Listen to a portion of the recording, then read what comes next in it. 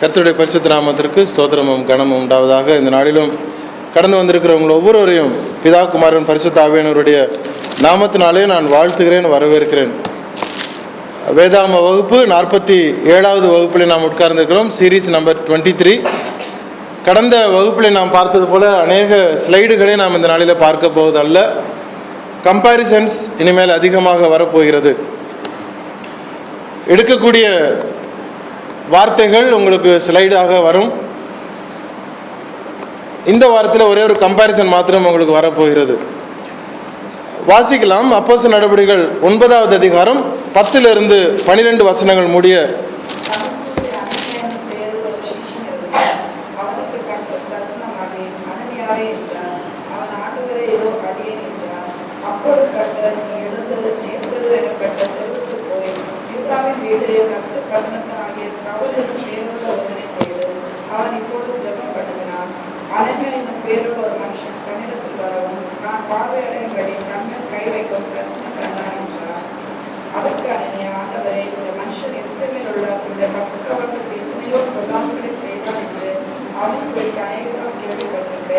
Poster 10-12 முடிய நாம் பார்க்கிறோம்.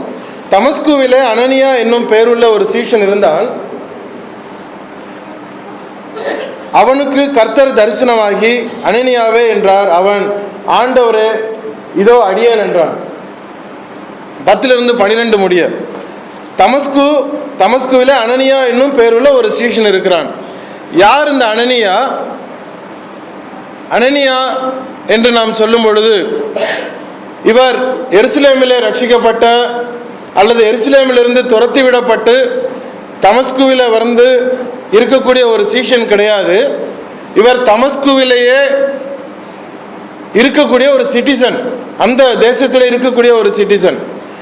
எருசலேமிலிருந்து ரட்சிக்கப்பட்ட ஜனங்கள் ஒருவேளை தமஸ்குவிலிருந்து இங்கு வந்து சுவிசேஷத்தை கேட்டு அவர் கடந்து சென்றிருக்கலாம்.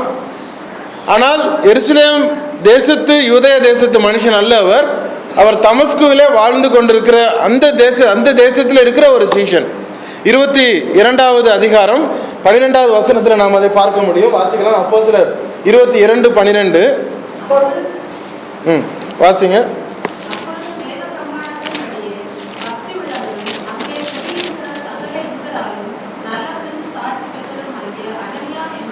பாருங்க, அப்போஸ்தலர் 22:12 நம்ம பார்க்கிறோம். அப்பொழுது வேத பிரமாணத்தின்படியே பக்தி உள்ளவனும் அங்கே குடியிருக்கிற சகல யூதராலும் நல்லவன் என்று சாட்சி பெற்றவனுமாகிய அனனியா என்னும் ஒருவன். இந்த அனனியா என்பவர் எருசலேமிலிருந்து குடிபெயர்ந்தவரோ அல்லது ஒரு ரெஃப்யூஜியோ கிடையாது. அங்கேயே தமஸ்குவிலே இருக்கக்கூடிய ஒரு மனுஷன். அங்கே இருக்கக்கூடிய ஒரு மனுஷனை, ஒரு தேவனுடைய ஒரு சீஷனை, இயேசு கிறிஸ்துவினுடைய சீஷனை கர்த்தர் அவன் கூப்பிட்டு ஒரு ஆலோசனையால இன்ஸ்ட்ரக்ஷனை கொடுக்கிறார், ஒரு கட்டளையை கொடுக்கிறார். சவுலை போய் பார்க்க வேண்டும், என்ன சொல்ல வேண்டும், எதுக்கு கீழ்ப்படிய வேண்டும் என்கிற ஒரு கட்டளையை சவுலுக்கு சொல்லப்படத்தக்கதாக இவர் சொல்லுகிற இந்த ஒரு காரியம் தெளிவாக அனனியாவுக்கு அவர் சொல்லுகிறார். நாம் கவனிக்க வேண்டிய இந்த அனனியா யாரா இருக்கிறார் என்று சொன்னால், வேதாகமத்திலே அல்லது புதிய ஏற்பாட்டிலே இதற்கு முன்னதாக சொல்லப்பட்ட ஒரு அனனியாவோ அல்லது இதற்கு பின்னதாக சொல்லப்பட்ட ஒரு அனனியாவோ கிடையாது. இந்த இடத்துல மாத்திரம் சொல்லப்படுகிற ஒரு அனனியா. சவுலினுடைய சம்பவத்திலே சவுல் மனம் திரும்புவதற்கு உபயோகப்படுத்தப்படுகிற ஒரே அனனியா இந்த அனனியா மாத்திரம்தான். இதற்கு முன்னதாக சொல்லப்பட்ட அனனியாவும் இதற்கு பின்னதாக சொல்லப்படுகிற அனனியாவும் இவர் கிடையவே கிடையாது. முதலாவது அனனியா நாம் புதிய ஏற்பாட்டில் பார்ப்பது மொத்தம் 3 அனனியாக்களை நாம் பார்க்க முடியும். அதில் முதல் அனனியாவை நாம் கவனிக்க வேண்டியது 23வது அதிகாரம் 2-5 வசனங்கள் முடிய பார்க்கிறோம் என்று சொன்னால், பிரதான ஆசாரியனாகிய அனனியாவை குறித்து முதலாவது அனனியாவாக நாம் வேதாகமத்தில் வாசிக்க முடியும். அதில் 3 இடங்களில் அவர் சொல்லப்படுகிறார். 23வது அதிகாரம் 2-5 முடியவும், பின்னதாக 24வது அதிகாரம் 1வது வசனமும், அடுத்தது 25வது அதிகாரம் 2வது வசனம். முதலாவது 23 வாசிக்கலாம். 23வது அதிகாரம் 2 வாசிங்க.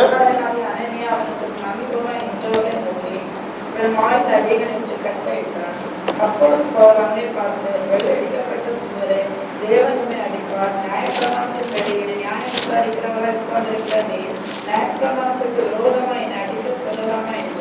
இங்கு சொல்லப்படுகிற அனனியா என்பவர் அவர் பிரதான ஆசாரியனாகிய அனனியா.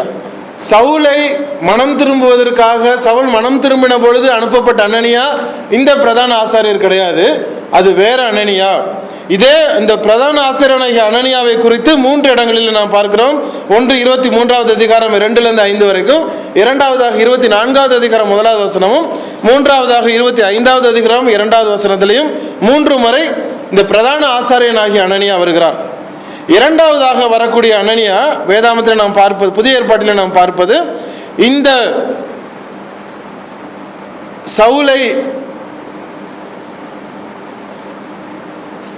மன்னிக்கணும், இரண்டாவதாக நாம் பார்ப்பது 5வது அதிகாரத்தில் வரக்கூடிய அனனியா. இவர் அந்த எருசலேம் சபையிலே வஞ்சகமான அந்த ஒரு சீஷனாக இருந்த ஒரு மனிதர்.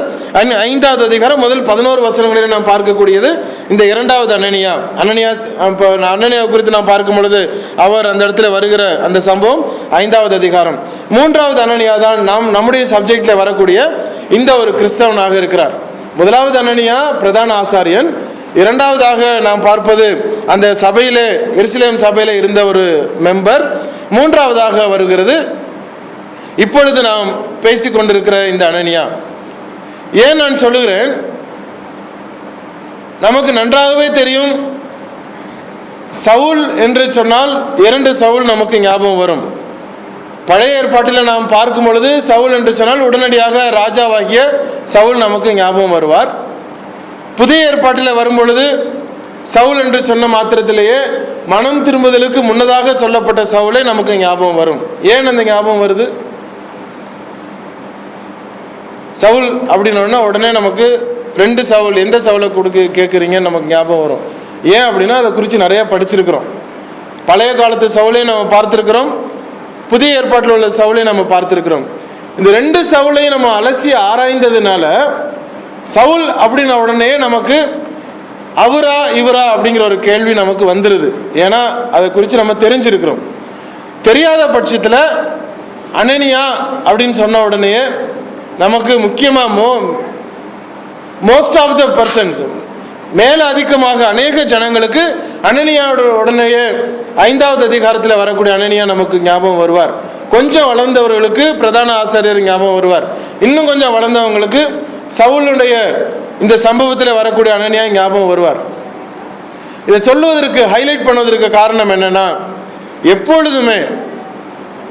எப்பொழுதுமே வேதாமத்தை நாம் வசனத்தை வாசித்தாலும் சரி, கேரக்டரை வாசித்தாலும் சரி, கவனிக்க வேண்டியது என்ன அப்படின்னா 3-4 கேள்விகள். இது உங்களுக்கு டிஸ்டர்பன்ஸாக இருந்தால் இந்த பக்கம் மாற்றிக்கலான்னு நினைக்கிறேன். படிக்க முடியுதா இல்லை இந்த பக்கம் மாற்றிடலாமா? இங்கே மாற்றலாம் இல்லையா? ஓகே பிரதர், ஒன்றும் தெரியல. சரி பாலாஜி கொஞ்சம் ஹெல்ப் பண்ணுங்க. அப்படியே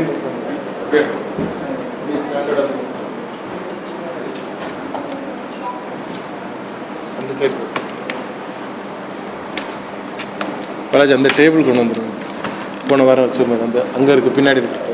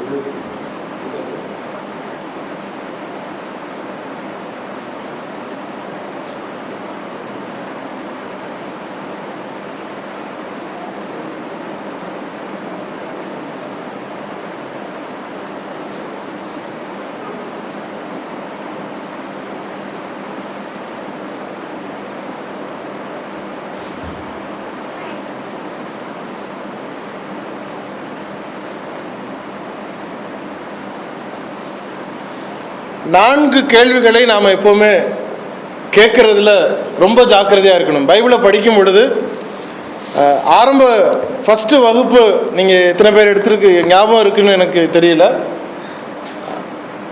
ஏன் பைபிள் ஸ்டடி இம்பார்ட்டண்ட் அப்படின்னு ஒரு கிளாஸ் நம்ம எடுத்தோம். அதுக்கப்புறம் பைபிள் ஐ திங்க் அதை நான் எடுக்கலை. எப்படி பைபிள் படிக்கும் பொழுது நம்ம ஒரு கதை புஸ்தகம் மாதிரியோ அல்லது ஜோசியத்துக்கு பார்க்குற மாதிரியோ பார்க்காம பைபிள் ஸ்டடி அப்படின்னா உண்மையான கான்டெக்ஸ்ட்டை புரிஞ்சுக்கணும். அப்படின்னா 4 கேள்விகள் 4 why அப்படின்னு சொல்லுவாங்க, 4 W's என்று சொல்லுவார்கள்.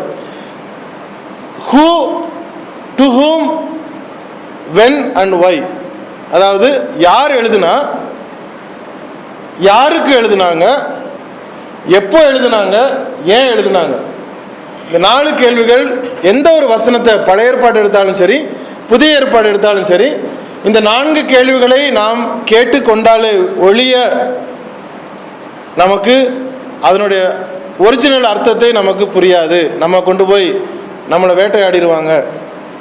அதனால் ப்ரேன்னு போட்டிருக்கேன், PREY அப்படின்னு போட்டிருக்கேன். PREYனா வேட்டையாடப்படுவோம். 4 கேள்விகள் ஒரு பைபிளை ஒரு வசனத்தை எந்த ஒரு வசனத்தை எடுத்தாலும் அந்த 4 கேள்வி முதல்ல ஞாபகம் வச்சுக்கணும். யார் எழுதுனது, யாருக்கு எழுதுனது, எப்போ எழுதுனாங்க, ஏன் எழுதுனாங்க. இந்த 4 கேள்வி நீங்கள் கேட்கும் பொழுது அதனுடைய கான்டெக்ஸ்ட் 99% உங்களுக்கு அதனுடைய விஷயம் தெரிந்துவிடும். அனனியா என்று சொல்லும் பொழுது 3 அனனியாக்கள் புதிய ஏற்பாட்டில் நம்ம பார்த்துருக்கிறோம். முதலாவது ஹை பிரீஸ்ட், பிரதான ஆசாரியன். இரண்டாவதாக முதல் இருந்த சபையில் இருந்த ஒரு சீஷன் அல்லது ஒரு உறுப்பினர். மூன்றாவதாக இப்பொழுது நாம் பார்க்கிற இந்த அனனியா. தெரியுதா? சரி. சவுல் என்று நமக்கு பழைய ஏற்பாடு புதிய ஏற்பாடு ரெண்டும் எப்படி ஞாபகம் வருது? ஏன்னா நம்ம அதை படிச்சிருக்கிறோம். பகுத்து படிக்காத பட்சத்தில் நாம் பிரச்சனைகளை கொண்டு மாட்டிக்கொள்வோம். அதனால தான் நான் அதை தெளிவாக நான் சொல்லி கொண்டு வரேன். எந்த ஒரு விஷயத்திலும் நம்ம ஜாக்கிரதையாக இருக்க வேண்டியது. ஏன்னா புதிய ஏற்பாடு எப்போ தொடங்குது? புதிய ஏற்பாடு எப்போ தொடங்குது? கிறிஸ்துவனுடைய மரணம் நிறைவேறும் பொழுது தான் புதிய ஏற்பாடு தொடங்குது. இப்போ கிறிஸ்துவே வாழ்ந்து கொண்டிருந்த எந்த காலத்தில்? இயேசு கிறிஸ்து வாழ்ந்து கொண்ட எந்த காலத்தில்? பழைய ஏற்பாட்டு காலத்தில். இயேசு கிறிஸ்து வாசிக்கும் பொழுது, பைபிள் வாசிக்கும் பொழுது எப்படி வாசிச்சார் தெரியுமா? எப்படி வாசிச்சாரு? ஞாபகம் இருக்கா? முக்காடு போட்டு தான் வாசிச்சாரு. நம்மளாம் ஏன் முக்காடு போடுறதில்ல? நம்மனா ஆண்கள் பைபிளில் தானே போட்டிருக்கு. ஏன்னா காலத்தை நம்ம பிரித்து பார்க்குறோம். இயேசு கிறிஸ்து முக்காடு போட்டு வாசிக்கும் பொழுது முக்காடு போட்டிருந்தாரு. நம்ம ஏன் இப்போ போடலை அப்படின்னா அது காலம் அங்கே இருக்குது, காலம் மாறுகிறது. அனனியாவை நம்ம பார்க்கும் பொழுது அனனியா இந்த அனனியா இப்போ டக்குன்னு ஞாபகம் வரும். சவுலுக்கு உள்ள அனனியா, சவுலுக்காக அனுப்பப்பட்ட ஒரு அனனியா. அவர் எருசலேமிலிருந்து வந்தவராக, எருசலேமில் இயேசு கிறிஸ்துவின் வார்த்தையை கேட்டவராக இருந்திருக்கலாம், நமக்கு தெரியாது. ஆனால் அவர் he belongs to Damascus. தமஸ்குவிலே இருந்த ஒரு மனுஷன். அங்கு உள்ள சீஷனை தான் அவர் அனுப்புகிறார். சவுலை போய் பாரு அப்படின்னு சொல்லி அனுப்பக்கூடிய ஒரு சம்பவத்தை இந்த பார்க்குறோம். நான் இவ்வளவு கொஞ்சம் இழுத்ததுக்கு காரணம் இன்னைக்கு பாடின பாட்டு எனக்கு திரும்பவும் ஞாபகம் இருந்துச்சு. எனக்கு எழுதியிருக்கு, நம்ம பாடிட்டோம், சந்தோஷம். நம்ம ஐ திங்க் ராஷர் பிரதர் ஒருத்தர் ஒரு அருமையான ஒரு உதாரணம் சொன்னாங்க. செம்மறி ஆடு ஜம்ப் பண்ணி உள்ளே போகும் அப்படின்னு. நீங்கள் தானே பிரதர்? செம்மறி ஆடு கவுண்ட் பண்ணுறதுக்காக ஜம்ப் பண்ணி உள்ளே போகும் அப்படின்னாங்க. ஒரு மொத ஆடு உள்ளே வரும் பொழுது அந்த ஆட்டு இடையன் ஒரு குச்சை வச்சுருப்பானா அது ஜம்ப் பண்ணி உள்ளே போகுதான். உள்ளே போன மாத்திரத்தில் எல்லா ஆடுகளும் உள்ளே போகும்பொழுது அதை ஜம்ப் பண்ணி தான் உள்ளே போகும், குச்சை எடுத்துருவாங்க. நீங்கள் சொன்னீங்கன்னு நினைக்கிறேன். ஏன் அப்படின்னா ஆடு ஜம்ப் பண்ணி உள்ளே போகுது, பின்னாடி உள்ள ஆடும் அதே ஞாபகத்தில் ஜம்ப் பண்ணி தான் போகிறாங்கன்னு சொல்லி இதுவும் ஜம்ப் பண்ணி போயிடுது. அப்போ அந்த ஆடு மேய்க்கிறவங்க உட்காந்துட்டு கவுண்ட் பண்ணிடுவாங்களாம் ஈஸியாக. இந்த இடத்துல சொன்னதா சபையில் சொன்னதா ஞாபகம் இல்லை. இந்த முறை கிறிஸ்தவர்களுக்கு எல்லாரும் பெரிய கேட்டில் போகிறாங்களே, அகலமான பாதையில் போகிறாங்களே, நம்மளும் ஓடிடாம ஏன் ஜம்ப் பண்ணுறாங்க அப்படின்னு அதை கேட்கக்கூடிய கேள்விகள் நமக்கு அது வரணும். அதான் அந்த அவேர்னஸ் இருக்க வேண்டியது. எபேசியர் 4வது அதிகாரம் 30வது வசனத்தை வாசிங்க.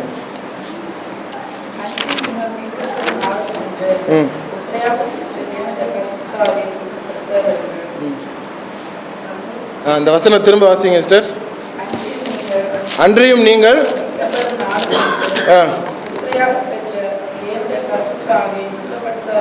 நீங்கள் மீட்கப்படும் நாளுக்கு என்று முத்திரையாக, அடுத்த வார்த்தை என்னது? பெற்றனா என்னது? Past tense. இன்னொரு வசனத்துக்கு வாங்க. யோவான்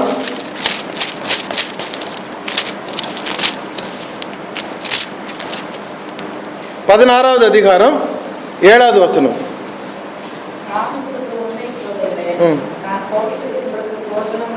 இது யார் பேசுறா? இயேசு கிறிஸ்து சொல்லுகிறார், அப்போஸ்தலர்கள் சொல்லுகிறாரு, நான் உங்களுக்கு உண்மையை சொல்லுகிறேன், நான் போகிறது, அதாவது இயேசு கிறிஸ்து போகிறது உங்களுக்கு பிரயோஜனமாக இருக்கும். நான் போகாதிருந்தால் தேற்றரவாளன் உங்களிடத்தில் வரார், நான் போவேனே ஆகில் அவரை உங்களிடத்துக்கு அனுப்புவேன். அடுத்தது 13வது வசனம்.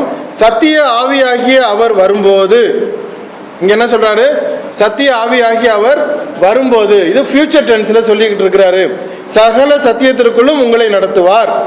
அவர் தம்முடைய சுயமாய் பேசாமல் தாம் கேள்விப்பட்டவர்கள் யாவையும் சொல்லி வரப்போகிற காரியங்களை உங்களுக்கு அறிவிப்பார். இது யோவான்ல சொல்லப்பட்ட ஃபியூச்சர் டென்ஸ்ல சொல்லி இருக்கிறது. எபேசில நம்ம வாசிக்கிறது பெற்றுக்கொண்ட. யாராவது ஒருத்தராவது மீட்கப்படும் நாளுக்கென்று முத்திரையான ஆவியை தந்தீர் அப்படின்னு யாராவது பாடிடுவாங்களோன்னு நான் நினைச்சேன். ஒருத்தருமே அதை பாடுறதுக்கு தாண்டி வரணும், அந்த காம்பவுண்ட் வாழை விட்டு தாண்டி வரணும். நம்ம எழுதியிருக்கிறார் அவர், எழுத்தாளன். ஒருவேளை நான் கிறிஸ்டியன்ஸுக்கு பாடியிருக்கலாம்.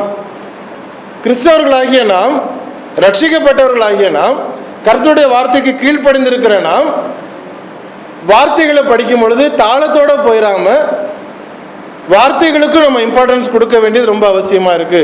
இப்போ ஒரு கேள்வியை நம்ம கேட்குறோம், பைபிளை வாசிக்கும் பொழுது யார் எழுதுனது, யாருக்கு எழுதுனா, எப்போ எழுதுனாங்க, ஏன் எழுதுனாங்க நம்ம கேட்டோம்னா நாமும் நடந்து கொள்கிற முறை சரியா அப்படிங்கிற நமக்கு தெரிஞ்சு கொள்ளலாம். அனனியாவுக்கு ரொம்ப கிளியர் கட்டான ஒரு இன்ஸ்ட்ரக்ஷன் அவர் கொடுக்கிறார். 11வது வசனத்தை வாசிங்க. அப்போஸ்தலர் 9:11, 9:11.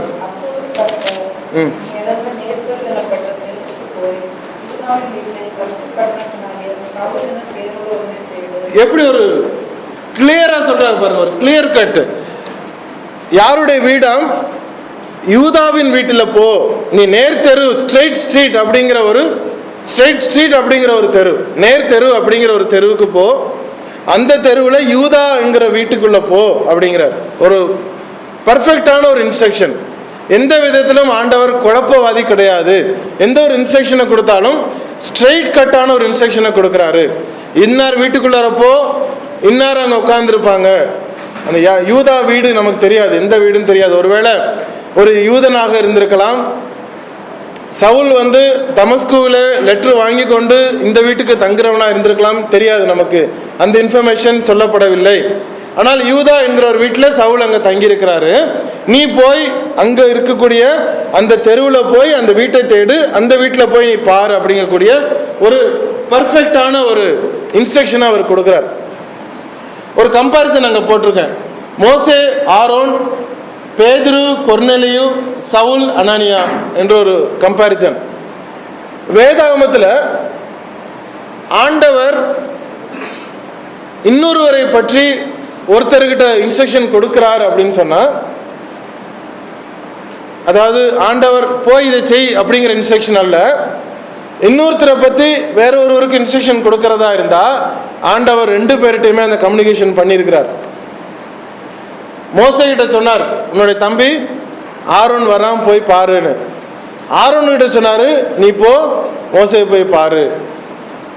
பேதுரு கிட்ட சொன்னார், நான் தான் அனுப்பியிருக்கேன் கூட போ. கொர்நேலி கிட்ட சொன்னார், நேரம் அங்கே போ ஆள் அனுப்பு. சவுலுக்கிட்டையும் சொல்கிறாரு, அனனியாவிட்டையும் சொல்கிறார். இது எதுக்கு சொல்ல வரேன் அப்படின்னா, எந்த ஒரு மனுஷனும் ஆண்டவர் என்கிட்ட சொன்னார் உங்கள்கிட்ட இதை சொல்ல சொன்னார், அல்லது ஆண்டவர் என்கிட்ட சொன்னார் உங்களை இப்படி செய்ய சொன்னார் அப்படின்னு ஒரு கட்டளை வர்றதா இருந்தால், வேதாமத்தை பொறுத்த வரைக்கும் எக்ஸாம்பிள்ஸ் தெளிவாக இருக்குது. இன்ஸ்ட்ரக்ஷன்ஸ் வேற, அதை நம்ம கன்ஃபியூஸ் பண்ணக்கூடாது. மோசையை கூட்டிக்கிட்டு போ அப்படின்னு ஆரோன்கிட்ட சொல்லும் பொழுது 2 பேர்கிட்டையும் அந்த இன்ஸ்ட்ரக்ஷனை சொன்னார். 2 பேர் சம்மந்தப்பட்டிருக்கும் பொழுது, 2 பேர் சம்மந்தப்பட்டு ஒரு காரியத்தை செய்கிறதா இருந்தால் 2 பேர்கிட்டையுமே அதை சொல்லி இருக்கிறார். ஒரு கூட்டத்துக்கு சொல்றதோ ஒரு தேசத்துக்கு சொல்றதோ இல்லை. 2 பேர் சம்மந்தப்பட்டதை சொல்றதா இருந்தால் 2 பேர்கிட்டையுமே அதை சொல்லி இருக்கிறாருங்கிறதை நாம அங்கே கவனிக்கணும். சவுலுக்கிட்ட சொன்னார், நீ அங்கே போ தங்கியிரு, உனக்கு அங்கே சொல்லப்படும். அனனியா கிட்ட சொல்றாரு, நீ போ உனக்காக காத்திருக்கிறான். என்ன பண்றாரா, எந்த நேரத்தில் இந்த இன்ஸ்ட்ரக்ஷன் வருது பாருங்க. 12வது வசனம், மன்னிக்கவும் 11 லாஸ்ட்ல பாருங்க. இப்பொழுது ஜெபம் பண்ணுகிறான். சவுல் ஜெபம் பண்ணி கொண்டிருக்கிற அந்த கட்டளை நேரத்தில் அனனியாவுக்கு இன்ஸ்ட்ரக்ஷன் போகுது. 3 நாள் அவர் தங்கி இருக்கிறாரு. 3 நாள் அவர் துக்கத்தில் இருந்து, நான் பண்ணின உபத்திரவங்கள், நான் கிறிஸ்தவர்களுக்கு எதிராக செய்த விரோதங்கள், ஆண்டவருக்கு எதிராக செய்ததான பாவங்கள், ஆண்டவருக்கு எதிராக செய்ததான மோச காரியங்கள் எல்லாவற்றையும் நினைத்து நினைத்து நினைத்து அவர் 3 நாளாக புசியாமலும் குடியாமலும் இருந்த துக்கம், ஜெபம் பண்ண பொழுது அந்த ஜெபம் கேட்கப்படுகிறது. அப்பொழுது இன்ஸ்ட்ரக்ஷன் உடனே அங்கே போகிறது. அனனியாவிட்ட போறார். இப்பொழுது அவன் ஜெபம் பண்ணி கொண்டிருக்கிறான், நீ அங்கு போ. 11வது வசனம் நான் திரும்ப வாசிக்கிறேன். நீ எழுந்து நேர் தெருவு எண்ணப்பட்ட தெருவுக்கு போய் யூதாவின் வீட்டிலே தர்சு பட்டணத்தானாகிய சவுல் என்னும் பேருள்ள ஒருவனை தேடு, அவன் இப்பொழுது ஜெபம் பண்ணுகிறான். இப்போ 12வது வசனத்துக்கு வாசிங்க.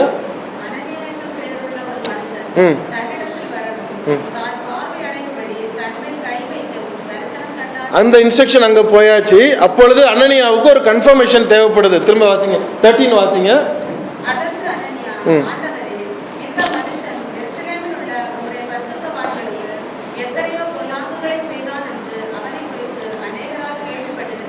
ஆண்டவர் ஒரு இன்ஸ்ட்ரக்ஷனை அனனியாவுக்கு கொடுக்குறாரு. நீ அந்த யூதாவினுடைய வீட்டுக்கு போ, இந்த தெருவில் இருக்கு ஒருத்தர் ஜெபம் பண்ணிட்டு இருக்கிறான், அவனை போய் பாரு. நீ வர்றதா அவனுக்கு ஆல்ரெடி நான் இன்ஃபர்மேஷன் கொடுத்துட்டேன், அவன் இப்பொழுது தரிசனம் கண்டிருக்கிறான், நீ அங்கே போன உடனே அனனியாவுக்கு ஒரு டவுட் வந்தது. அவன் ரீகன்ஃபார்ம் பண்ணி கொள்கிறார், இதுதானா உண்மையா அந்த சவுலை தான் நீ சொல்றீரா ஆண்டவரே, அல்ல வேற சவுலா? அதற்கு அனனியா, ஆண்டவரே, இந்த மனுஷன் எருசலேமில் உள்ள உம்முடைய பரிசுத்தவான்களுக்கு எத்தனையோ பொல்லாங்குகளை செய்தான் என்று அவனை குறித்து அநேகரால் கேள்விப்பட்டிருக்கிறேன். கம்யூனிகேஷன் பாருங்க, SMS கிடையாது, டெலிஃபோன் கிடையாது, டிவி கிடையாது. எருசலேமிலிருந்து தமஸ்குவுக்கு ஆல்ரெடி நியூஸ் வந்துருச்சு, அங்க உள்ள கிறிஸ்தவர்கள் துன்புறுத்தப்படுகிறார்கள். யார் நிமித்தமாக துன்பப்படுத்தப்படுகிறார்கள்? இந்த மனுஷன்தான் இங்கேயும் வந்து நம்மளை துன்பப்படுத்த போறாருங்கிற தகவல் வரைக்கும், லேட்டஸ்ட் இன்ஃபர்மேஷன் வரைக்கும் வந்தாச்சு. 14 வாசிங்க.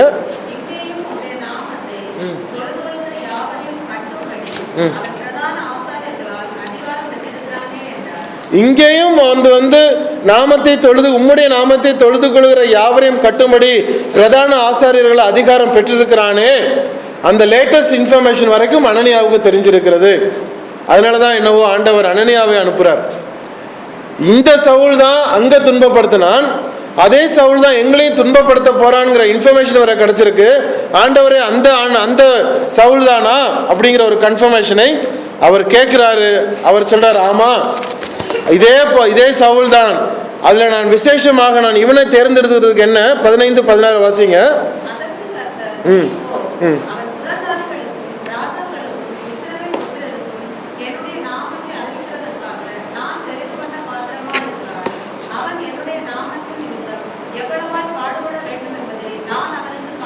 என்ன ஒரு இன்ஸ்ட்ரக்ஷன் கொடுக்குறாரு பாருங்க. அவனை நான் எதுக்கு தேர்ந்தெடுத்திருக்கிறேன்னா, புறஜாதிகளுக்கும் ராஜாக்களுக்கும் இஸ்ரவேல் புத்திரருக்கும் என்னுடைய நாமத்தை அறிவிக்கிறதுக்காக நான் தெரிந்து கொண்ட பாத்திரம் இவன் தான். எந்த மனுஷன் இஸ்ரவேல் ஜனங்களுக்கு ஆதரவாக இருந்து கொண்டு, எந்த மனுஷன் இஸ்ரவேல் ஜனங்களுக்கும் ஆசாரியர்களுக்கும் ஒரு கோல்டன் பாய், தங்க மகன் என்று சொல்லப்பட்ட கமாலியனுடைய பாதத்தருகே இருந்து படித்து கொண்டு ஒரு பெரிய கௌரவமாய் சுத்தி கொண்டிருந்த எந்த சவுல் இருக்கிறானோ, அந்த சவுலை தான் நான் தேர்ந்தெடுத்திருக்கேன். யாருக்கு? அதே ஜனத்துக்கு விரோதமாய் போய் எந்த சத்தியம் வரக்கூடாது என்று நினைத்தார்களோ அந்த மனிதர்களுக்கு அந்த சத்தியத்தை குறித்து பிரசங்கம் பண்ணுவதற்கு நான் இவனை தேர்ந்தெடுத்திருக்கிறேன். அவன் ராஜாக்களுக்கு போய் பிரசங்கம் பண்ண போறான், இஸ்ரவேல் ஜனத்துக்கு போய் பிரசங்கம் பண்ண போறான். இஸ்ரவேல் ஜனத்துக்கு மாத்திரமல்ல, புறஜாதியாருக்கும் போய் பிரசங்கம் பண்ண போறான். புறஜாதியார் கூட சேரக்கூடாது, புறஜாதியாரை வீட்டுக்குள்ள வைக்கக்கூடாது, புறஜாதியார் கூட சம்பந்தம் கலவக்கூடாதுன்னு வைராக்கியமாய் எந்த கமாலியல் கூட நியாயப்பிரமாணத்தை கற்றுக்கொண்டானோ அந்த சவுலை தான் நான் தெரிந்தெடுத்திருக்கிறேன். அதே காரியத்தை செய்வதற்கு காரணம், இயேசு கிறிஸ்து வந்தது ஒரு செலக்டிவ் ஜனங்களுக்காக அல்ல, எல்லா ஜனங்களுக்காகவும். அப்படிப்பட்ட ஒரு மனுஷனை தேர்ந்தெடுத்தது காரணம் என்ன? அவன் எல்லா ஜனங்களுக்கும் அவன் ஒரு சாட்சியாய் நிற்க வேண்டும். எவன் மீறி கொண்டிருந்தானோ அவனை நான் எடுக்க வேண்டும். எவன் இதை செய்யக்கூடாது என்று சொல்லி கொண்டிருந்தானோ அவனை நான் தேர்ந்தெடுத்திருப்பேன். அப்போது பெரிய சாட்சியாக அவன் எனக்கு எவ்வளவாய் பாடுபட வேண்டும் என்பதை அவனுக்கு நான் காண்பிப்பேன். முதல் இன்ஸ்ட்ரக்ஷனை பாருங்க. நீ கிறிஸ்தவனா வா, உனக்கு எல்லா கடனும் தீந்துரும். கிறிஸ்தவனா வா, உனக்கு வீட்டில் கல்யாணம் நடந்துடும். கிறிஸ்தவனா வா, உனக்கு பாடுகள் எல்லாம் போயிடும் அப்படிங்கிற ஒரு ஃபர்ஸ்ட் இன்ஸ்ட்ரக்ஷன் அல்ல. இவன் கிறிஸ்தவனா வரப்போகிறான், எவ்வளவு பாடுபட வேண்டும் என்பதை அவன் உணரப்போறான். எவ்வளவு பாடுபட வேண்டும் என்பதை நான் அவனுக்கு காண்பிப்பேன். Very first instruction. எவ்வளவு ஒரு ஜாக்கிரதையான ஒரு வார்த்தை அங்கே இருக்கு பாருங்க. இயேசு கிறிஸ்துவை நம்ம பிரசங்கம் பண்றது ஈஸியா நம்ம நினைச்சிடலாம், ஆனால் அது ஈஸி கிடையாது. இயேசு கிறிஸ்துவை குறித்து பிரசங்கம் பண்றது ஈஸி கிடையாது. அவர் ஆசீர்வதிப்பார், அவர் உங்களை ரட்சிப்பார், அவர் உங்களை பலப்படுத்துவார், இதெல்லாம் சந்தோஷம். அவருடைய சத்தியத்தை குறித்து பிரசங்கம் பண்ணும் பொழுது பிரசங்கம் செய்யப்படுகிறவன் பகைக்கப்படுவான். ஏன்னா அது பாடு அங்கே இருக்கிறது. இரண்டாவது, இயேசு கிறிஸ்துவுக்கு கீழ்ப்படிந்து ஒரு கிறிஸ்தவனாய் வாழ்வது சாதாரண விஷயம் அல்ல. கிறிஸ்தவனாய் வாழ்வது சாதாரண விஷயமே கிடையாது. கிறிஸ்தவம் என்ன அப்படின்னு தெரிந்து அதற்கு கீழ்ப்படியும் பொழுதுதான் அது ஏன் கஷ்டம்னு தெரியும். கிறிஸ்தவம்னா என்ன? படத்தை கும்பிடக்கூடாது. கிறிஸ்தவம்னா என்ன? ஆலயத்துக்கு போகணும். கிறிஸ்தவம்னா என்ன? கரெக்டாக உள்ளே போயிடணும். கிறிஸ்தவம்னா என்ன? ஆராதனை பண்ணணும். கிறிஸ்தவம்னா என்ன? ஜெபம் பண்ணணும். இப்படிங்கிற வார்த்தையை மாத்திரம் நம்ம கற்று வச்சுருந்தா ஈஸி. ஆனால் கிறிஸ்தவம்னா என்ன, இயேசு கிறிஸ்துடைய போதனை சத்தியம்னா என்ன அப்படிங்கிறத நாம் தெரிந்திருக்கும் பொழுது அப்படிப்பட்ட ஒரு சத்தியத்தை போதிப்பது மிக கடினம். அப்படிப்பட்ட சத்தியத்தில் ஒரு கிறிஸ்தவனாய் வாழ்வது மிக கடினம். அதைவிட ஒரு சத்தியத்தில் நிலை நிற்பது ரொம்ப கடினம். சத்தியத்தில் நிலை நிற்பது ரொம்ப ரொம்ப கடினம். ஒவ்வொரு செயல்பாட்டிலையும், பேச்சிலையும், நடக்கையிலும், வாழ்க்கையிலும், எல்லா இடங்களிலும் சத்தியத்தில் நான் நிற்க வேண்டும் அப்படிங்கிற ஒவ்வொரு முயற்சியை நான் எடுக்க எடுக்க எடுக்க எடுக்க எனக்கு நட்பை விட விரோதிகள் தான் கூடுவார்கள். ஏன்னா உலகம் அப்படி இருக்கான். கிறிஸ்தவர்கள் என்கிற கூட்டம், சத்தியத்தை உணர்ந்து கொள்கிற கூட்டம், கிறிஸ்தவத்தில் வாழ்கிற கூட்டம் உத்தமமாய் வாழும் பொழுது அது குறைய குறைய குறைய ஆரம்பித்து விடுகிறது. ஏன்னா மெஜாரிட்டி கிறிஸ்தவமாக இருக்கவே முடியாது, மைனாரிட்டியாக தான் இருக்க முடியும். காரணம், சத்தியத்திற்கு கீழ்ப்படியும் பொழுது it is not so easy to practice Christianity. அதை நல்லா என்னைய மாதிரி இருங்க, என்னைய மாதிரி இருக்காதீங்க, நான் பேசுகிற மாதிரி இருங்கன்னு சொல்லிட்டு போயிடலாம். ஆனால் புதிய ஏற்பாடு அப்படி இல்லை. புதிய ஏற்பாடு அப்படி கிடையாது. என்னை போல் ஆகுங்கள் அப்படின்னு சொல்லுகிற சத்தியம்தான் புதிய ஏற்பாடே ஒழிய, பேசுறது வேற, நீங்க கேட்கறது மாதிரி நடந்துட்டு போயிருங்க அப்படின்னா அது பழைய ஏற்பாடு. சொன்னார் இயேசு கிறிஸ்து சொன்னார், மோசையின் ஆசனத்தில் உட்கார்ந்து இருக்கிறவருடைய செய்கையின் படி இல்லை, சொல்லுவதன்படி இருங்க. ஆனால் அது மோசையின் ஆகமத்தை குறித்து. சபை ஸ்தாபிக்கப்படுகிறது, நான் பரிசுத்தராக இருக்கிறது போல நீங்களும் பரிசுத்தராயிருங்கள், என்னை போல் ஆகுங்கள், சபையை கொலைக்காதிருங்கள். சபைனா ஒரு ஆத்மாவை சொல்றாரு, சரீரத்தை சொல்றாரு. பேசுறது மாதிரி நான் நடக்கணும் அப்படிங்கிறதான் புதிய ஏற்பாடே ஒழிய, மேடையில் வந்தோன்னு நான் பரிசுத்தவான், மேடையை விட்டு இறங்கின உடனே நானும் மற்றவங்க மாதிரி அப்படின்னு சொல்றது புதிய ஏற்பாட்டு கிறிஸ்டியானிட்டி கிடையாது. Preach what you practice, practice what you preach. ஒவ்வொரு முறையும் அதனால பரிசுத்தமாகவே ஒருத்தன் இருக்கிறான் அப்படின்னா டெஃபினட்டாக கிடையாது. நான் ஒரு தப்பு பண்ணுறேன் அப்படின்னு உணரும் பொழுது நிச்சயமாக உணர்த்தப்படுகிறேன். உணர்த்தப்படும் பொழுது அதை விட்டுட்டு நான் வெளியே வரணுமே ஒழிய வாரம் வாரம் நான் பாவ மன்னிப்பு கேட்டுட்டு நான் திரும்பவும் வர்றதுக்கு இது பழைய ஏற்பாட்டு முறை கிடையாது. பழைய ஏற்பாட்டு முறை அப்படி தான் இருந்துச்சு. ஒரு பலியை செலுத்திட்டு திரும்ப வந்துடுவாங்க. ஒரு பாவம் செஞ்சோன்னா திரும்ப போய் பலியை செலுத்திட்டு வந்துடுவாங்க. அந்த முறை வேண்டான்னு சொல்லி தான் புதிய ஏற்பாட்டுக்குள்ளே வந்தோம். எவ்ரி மொமெண்ட் எனி மொமெண்ட் நாம் உணர்த்தி கொண்டு இருக்கப்படுகிறதுனால தான் பரிசுத்த ஆவியானவர் உள்ளத்தில் கொடுக்கப்பட்டார், எழுதி வைக்கப்படலை. உள்ளத்திலே கொடுக்கப்பட்ட பொழுது ஒரு காரியத்தை நான் செய்யும் பொழுது சத்தியத்தின்படி இது தவறாயிருச்சே, ஆண்டவரை இந்த தடவை மன்னிச்சிருங்க அப்படின்னு சொல்றது இல்லை. செய்யும் பொழுதே தவறு அப்படின்னா அதை விட்டுறணும். எவ்வளவு கஷ்டம் இருந்தாலும் அதை விட்டுறணும் அப்படிங்கிறது சத்தியம். அதனால தான் practice Christianity is not so easy. Practising Christianity is not so easy. ஆனால் கிறிஸ்தவர்களாக இருக்கும் பொழுது, வளரும் பொழுது, ஒரு படி மேலே ஏறும் பொழுது, கேட்கப்படும் பொழுது அதுக்கு கீழ்ப்படிய வேண்டியது அவசியம். அறியாமல் உள்ள காலங்களை தேவன் காணாதவர் போல் இருக்கிறார். ஆனால் இப்பொழுதோ எங்கும் நாம் ரட்சிக்கப்பட வேண்டும் என்கிற காரியம் தேவனுடைய வார்த்தை சொல்லப்படும் பொழுது அதுக்கு கீழ்ப்படுகிறோம். காதில் கேட்டுட்டோம், இனிமேல் என்ன பண்ண போகிறோம்? இருதயத்தில் குத்தப்படும் பொழுது அதற்கு கீழ்ப்படிய வேண்டியதுதான் கிறிஸ்தவனாக இருக்கிறது. அவர் சொல்றாரு, அவன் எவ்வளவாய் பாடுபட வேண்டும் என்பது நான் அவனுக்கு காண்பிக்க போகிறேன். பவுல் அப்போஸ்தலன் வாழ்க்கையில் எவ்வளவு கஷ்டப்பட்டிருக்கிறார். 2 கொரிந்தியர் 11:23 வாசிங்க.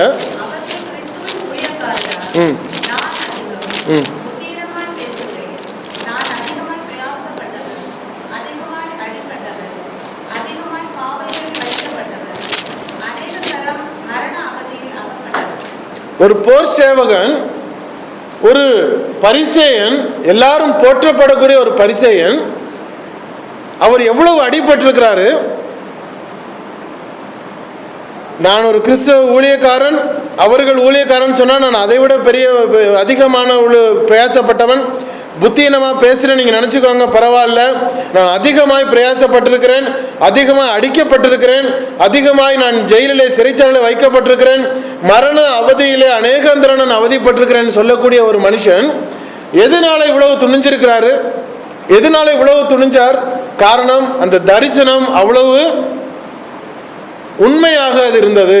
யாரோ கேள்விப்பட்டதுனால கிடையாது.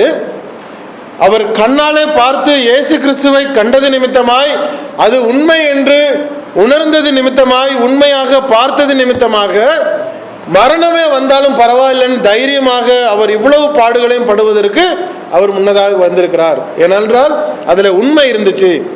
உண்மை இருந்ததுனால தான் தைரியமாக, நீ கொல்றியா கொன்னு, என்னை அடிக்கிறியா அடி, பரவாயில்ல, நான் சரீரத்தில் தானே நான் கஷ்டப்படுறேன், பட்டுட்டு போகிறேன், கொஞ்ச காலம் நான் கஷ்டப்படுவேன், அதுக்கப்புறம் நான் பரலோகத்தில் தான் நான் சந்தோஷமாக இருக்க போகிறேங்கிற ஒரு தைரியம் அவருக்கு இருந்தது. மறுதளிக்கப்பட சொல்லும் பொழுது மறுதளிக்க மாட்டேன், உயிர் போனாலும் பரவாயில்ல தைரியமாய் அவர் இருந்தார். காரணம், அவர் உண்மை எது என்பது தெரிந்து விட்டார். அவ்வளோ ஒரு இம்பார்ட்டன்ஸ் அதுக்கு கொடுத்தது காரணம் என்ன? உண்மையை புரிந்து கொண்டதுனால. உண்மை புரிந்து கொண்டது நிமித்தமாய் அவர் எத்தனை ஜனங்கள் விரோதித்தாலும் அவர் இயேசு கிறிஸ்துவை பிரசங்கித்தார். எத்தனை ஜனங்கள் விரோதித்தாலும் கிறிஸ்தவனாய் அவர் வாழ்ந்தார். எத்தனை ஜனங்கள் விரோதித்தாலும் சத்தியத்திலே அவர் இருந்தார். சபைக்குள்ளதாகவே அவருக்கு எவ்வளவு பிரச்சனை வந்தது. 1 கொரிந்தியர் அவர் எழுதின நோக்கம் ஒன்று. அதை எழுதி முடித்த உடனே கொரிந்து பட்டணத்தார் அதில் உள்ள சிலர் அவருக்கு லெட்டர் எழுதிட்டாங்க. நீ அப்போஸ்தலனே கிடையாதுன்னு எழுதிட்டாங்க. அப்போ தான் 2வது கொரிந்தியர் எழுதினார், நீ எப்படி என்னை சொல்ல போச்சு அப்படின்னு அதுக்கு ஒரு விளக்கத்தை கொடுக்குறார். சபையிலேயே அவருக்கு விரோதங்கள் கிளம்பினது. என்னையும் எம்பேரையும் அப்படிப்பட்டவர்கள் அப்படிங்கிறாரு. இவங்களை நான் சாத்தானுக்கு ஒப்பு கொடுக்குறேன் அப்படிங்கிறாரு. யார்? சபையில் இருக்கிற மூப்பர்களை குறித்து. இவருடைய பேச்சுக்கும் உபதேசத்திற்கும் கீழ்ப்படியக்கூடாத அளவிற்கு அவர் ரொம்ப ஷார்ப்பான ஒரு மனுஷனாக இருக்கிறார். அப்படிப்பட்ட ஒரு ஷார்ப்பான ஒரு சத்தியத்துக்கு கீழ்ப்படிந்ததா இருந்ததுனால, சத்தியத்தை அவர் உணர்ந்து கொண்டது நிமித்தமாய், இருந்தது நிமித்தமாய், கடைசி வரைக்கும் அவர் வளைந்து கொடுக்கக்கூடாத ஒரு மனுஷனாக, இவர் மாத்திரமல்ல எல்லா அப்போஸ்தலர்களும் உயிரை மாய்த்தாலும் அவர்கள் வளைந்து கொடுக்கவில்லை. அந்த அளவுக்கு அவர் உண்மையாக இருந்தார்கள். நீங்களும் நானும் சத்தியத்தை படிக்க படிக்க படிக்க ஒவ்வொரு டிகிரி மேலே போய்கிட்டே இருக்கிறோம். ஒவ்வொரு நாளும் ஒவ்வொரு விஷயம் நம்ம படிக்கும் பொழுது நமக்கு இந்த இம்பார்ட்டன்ஸ் தெரியணும். இந்த இம்பார்ட்டன்ஸ் தெரியும் பொழுது, இந்த வார்த்தையை நம்ம கேட்கும் பொழுது அதற்கு கீழ்ப்படுகிறது மாத்திரமல்ல, உண்மை இப்படி இருக்கு அப்படிங்கிறதுனால உலகமே எதிர்த்தாலும் சத்தியத்திலே நம்ம நிற்கிறது அவசியமாக இருக்கிறது. அது ரொம்ப அவசியம். நான் பல முறை சொல்லியிருக்கிறேன், காலேஜில் போய் நீங்கள் படிக்க முடியாத காரியங்கள் இந்த இடத்துல உங்களுக்கு நமக்கு வாய்க்கப்பட்டிருக்கு. இந்த வார்த்தைகள் நம்ம கேட்கும் பொழுது நான் சொன்னதுக்காக அல்ல, வேதாகமத்தில் பாருங்கள், நான் சொன்ன கேள்விகளை நீங்கள் உங்களுக்குள்ளே கேட்டுக்கொள்ளுங்கள். உண்மை அப்படிங்கிற பட்சத்தில் அதற்கு கீழ்ப்படியணும். உண்மை இல்லை, நான் தவறாக சொல்லிட்டேன்னா என்கிட்ட வந்து தைரியமாக கேளுங்க, எல்லாரும் முன்னாடியும் கேளுங்க, நீங்கள் சொன்னது தப்பு. அந்த ஒரு கன்ஃபர்மேஷன் நமக்கு வரும் பொழுது அதில் பிடிச்சுக்கோங்க. கடைசி வரைக்கும் மரணம் வந்தாலும் நாம் விசுவாசத்தை விட்டு வழி விலகுவதல்ல. எந்த ஒரு டாக்டரினாக இருக்கட்டும், எந்த விதமான ஒரு போதனையாக இருக்கட்டும், எவ்வளோ பெரிய மனுஷனாக இருக்கட்டும், தவறான காரியத்தை சொல்லும் பொழுது அது தவறு என்று வேதாகமத்தில் நாம் குறிக்கப்பட்டிருந்தால் அது விசுவாசத்தில் நாம் தைரியமாக இருக்க வேண்டியது அவசியம். அவன் என் நிமித்தமாக எவ்வளவு பாடுபட போகிறான் என்பதை நான் அவனுக்கு காண்பிக்கிறேன் சொல்றார்னா, அதை நிறைவேற்றினார். சவுல் ஆனவர் தன்னுடைய வாழ்க்கையிலே ஊழியம் நிறைவேற்றினார் என்பதை நாம் நம்முடைய வாழ்க்கையில் அவருடைய காலங்களை நம்ம பார்க்க முடியும். ஒரு சின்ன ஒரு சம்பவத்தை நான் சொல்லணும்னு ஆசைப்படுறேன். எத்தனை பேருக்கு தெரியுமோ தெரியாது, 1910 வருஷத்தில் என்னுடைய பூட்டனார், அதாவது என்னுடைய அப்பாவினுடைய தாத்தா, திருவல்லிக்கேணி பார்த்தசாரதி கோயிலில் தார்பாஷ் கட்டிட்டு பூணூல் போட்டுட்டு பூசாரியாக இருந்த ஒரு வைராக்கியமான ஒரு பூசாரி. அவர் இந்து பூசாரி. திருவல்லிக்கேணி பார்த்தசாரதி கோயிலில் இன்னமும் இருக்கிற கோயில் தான் அது. கிறிஸ்தவனை கண்டாலே கல்லால் அடித்து விரட்டக்கூடிய ஒரு மனுஷனாக இருந்த ஒரு வைராக்கியமான ஒரு இந்து பூசாரி ரட்சிக்கப்பட்டு வந்த ஒரு பாதையில தான் கடவுள் எங்களுக்கு கிருபையாக வைத்த இந்த பாதை. அவருடைய வைராக்கியம் ஆந்திராவிலும் தமிழ்நாட்டிலும் அவர் ஊழியத்தை அவர் தொடங்கினார். அதுக்கு பின்னதாக தாத்தா, அதுக்கு பின்ன அப்பதான் அப்பாவுக்கு அப்புறம் கடவுளுடைய கிருபையினால இன்னமும் அவருடைய வார்த்தையை பேசுவதற்கு ஒரு வாய்ப்பு நம்ம கிடைச்சிருக்கு. இந்த வைராக்கியம் என்பது எப்போ வருதுன்னா, உண்மையை புரிந்து கொள்ளும் பொழுது.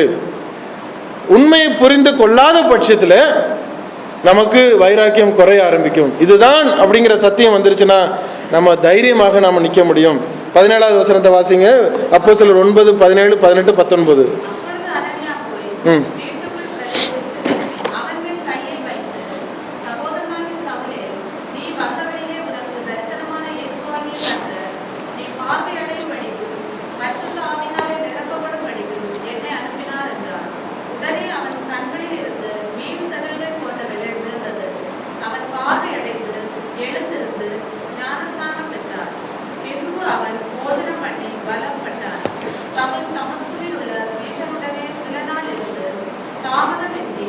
போதும்.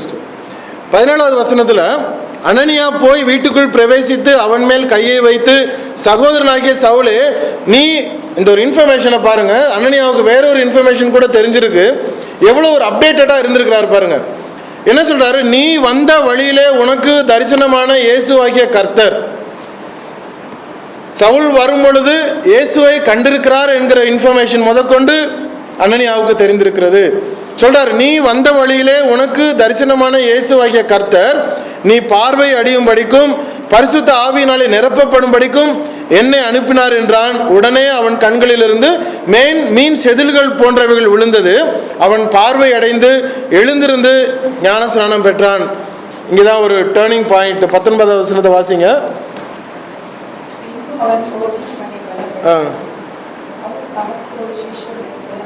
என்ன ஃபர்ஸ்ட் நடந்துச்சு கவனிச்சிங்களா அந்த வசனத்தை? அனனியா வீட்டுக்குள்ள போறாரு, ஜெபம் பண்ணுகிறார். நீ பார்வை அடையும் படிக்கும் பரிசுத்த ஆவியினாலே நிரப்பப்படும் படிக்கும் என்னை அனுப்பினார் என்றான். உடனே அவன் கண்களிலிருந்து மீன் செதிர்கள் போன்றவைகள் விழுந்தது. அவன் பார்வை அடைந்து எழுந்திருந்து ஞானஸ்நானம் பெற்றான். பின்பு அவன் போஜனம் பண்ணி பலப்பட்டான். 3 நாளாக சாப்பிடாத மனுஷன், 3 நாளாக தூங்காத மனுஷன், துக்கத்தோடும் வைராக்கியத்தோடும் தேவனிடத்தில் மனம் கசந்து தான் செய்த பாவத்திற்காக அவர் அழுது ஜெபம் பண்ணின பொழுது அனனியா அனுப்பப்படுகிறார். அனனியா அனுப்பப்பட்டு அவர் ஜெபம் பண்ணுகிறார். கண்களில் இருந்து செதில்கள் போல, மீன் செதில்கள் போல கீழே விழுந்து பார்வை அடைகிறார். இன்னொரு வசனத்தை வாசிச்சோம்னா இது சின்ன ஒரு ஹைலைட் கிடைக்கும். 22வது அதிகாரம் 13 to 15 வரைக்கும் வாசிங்க.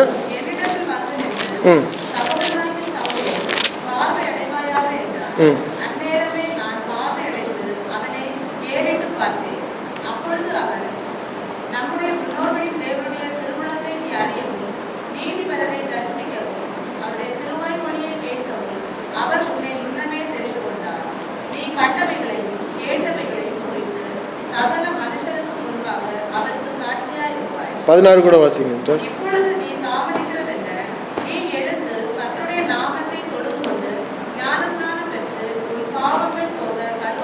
அனனியாவோட இன்ஸ்ட்ரக்ஷன் போய் சொல்லுகிறார், இயேசு கிறிஸ்து உன்னை எதற்காக அழைத்திருக்கிறார்? நம்முடைய முன்னோர்களின் தேவனுடைய திருவுளத்தை நீ அறியவும், நீதிபரரை தரிசிக்கவும், அவருடைய திருவாய் மொழியை கேட்கவும் அவர் உன்னை முன்னமே தெரிந்து கொண்டார்.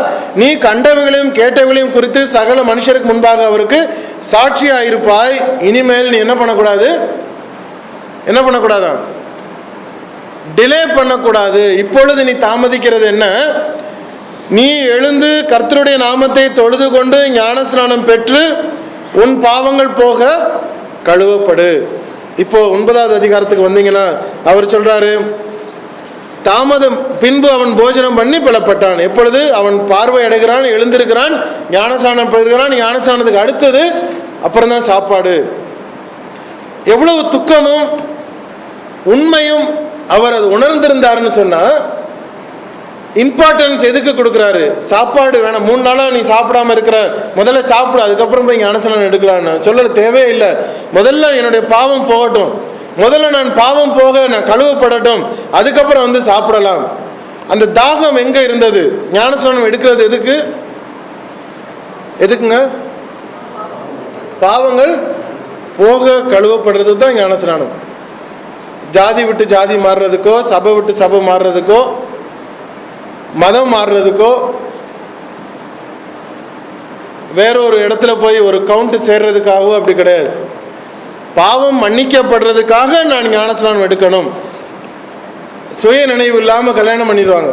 ஒருத்தருக்கு புத்தி சுவாதீனமாக இருக்கிறாரு அப்படின்னு அவரை கூப்பிட்டு வச்சு தாலி கட்டிடு அப்படின்னு சொன்னால் தாலி கட்டிட்டு இவர் பாட்டுக்கு போயிடுவார்.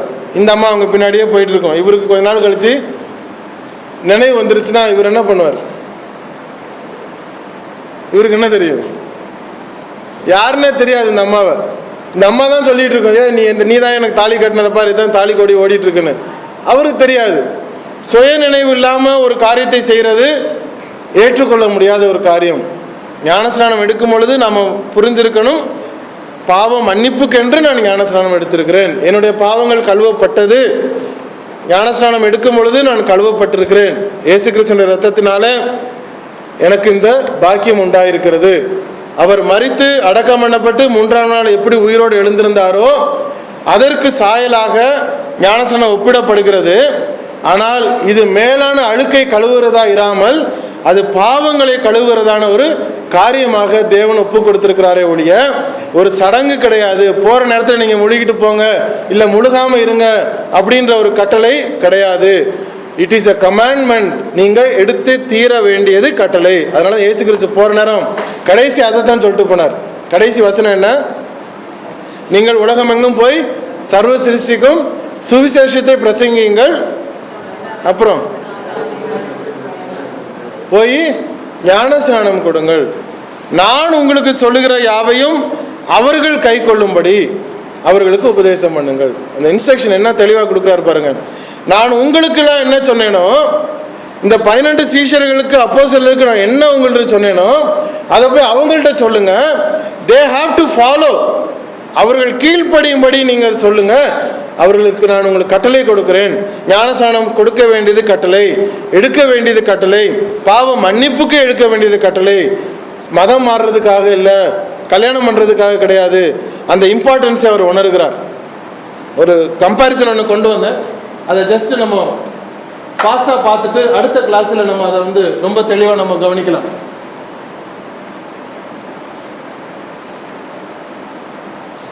ரொம்ப டீட்டெயிலாக நம்ம இதை குறித்து அடுத்த கிளாஸில் நம்ம பார்க்க போகிறோம். கன்வர்ஷன்ஸை குறித்து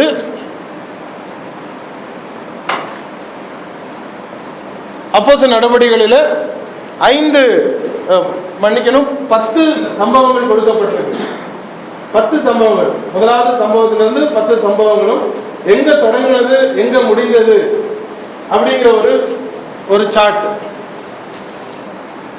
சத்தியத்தை கேட்ட எல்லா ஜனங்களும் அவர்களுடைய முடிவு ஞானஸ்நானத்தில் வந்து முடிந்தது.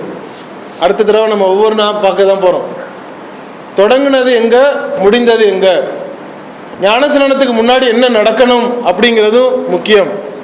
திடீர்னு வந்தோம், திடீர்னு ஞானஸ்நானம் எடுத்தோம், அப்புறம் பேசிக்கலாம் அப்படிங்கிறதும் கிடையாது. அங்கே சம்பவங்கள் என்னன்னா, ஞானஸ்நானத்துக்கு முன்னாடி என்னென்னலாம் நடந்திருக்கிறது அப்படிங்கிற ஒரு உதாரணம் அல்ல, சம்பவம் அங்கே நம்ம பார்க்குறோம். ஞானஸ்நானம் எடுப்பதற்கு முன்னாடி சத்தியத்தை நாம் சுவிசேஷத்தை கேட்கணும், அதை விசுவாசிக்கணும், மனம் திரும்பணும், விசுவாசத்தை அறிக்கையிடணும். பாவ அறிக்கை இல்லை, விசுவாசத்தை அறிக்கையிடணும், ஞானஸ்நானம் எடுக்கணும். 5 காரியங்கள். அதுதான் த வே டு சால்வேஷன், ரட்சிப்பின் படிகள் அப்படின்னு சொல்றது. 5 காரியங்கள். சத்தியத்தை கேட்காம விசுவாசிக்க முடியாது, விசுவாசிக்காம மனம் திரும்ப முடியாது, மனம் திரும்பாம நம்மளுடைய விசுவாசத்தை அறிக்கையிட முடியாது, அறிக்கையிடாமல் ஞானஸ்நானம் அங்கு பூரணப்படாது. இந்த 5 படிகள் அங்கு இருக்கிறது. ஒவ்வொரு படியை நம்ம அடுத்த கிளாஸில் நம்ம பார்க்க போகிறோம். தேவன் தாமே இந்த வார்த்தைகளை ஆசீர்வதிப்பாராக.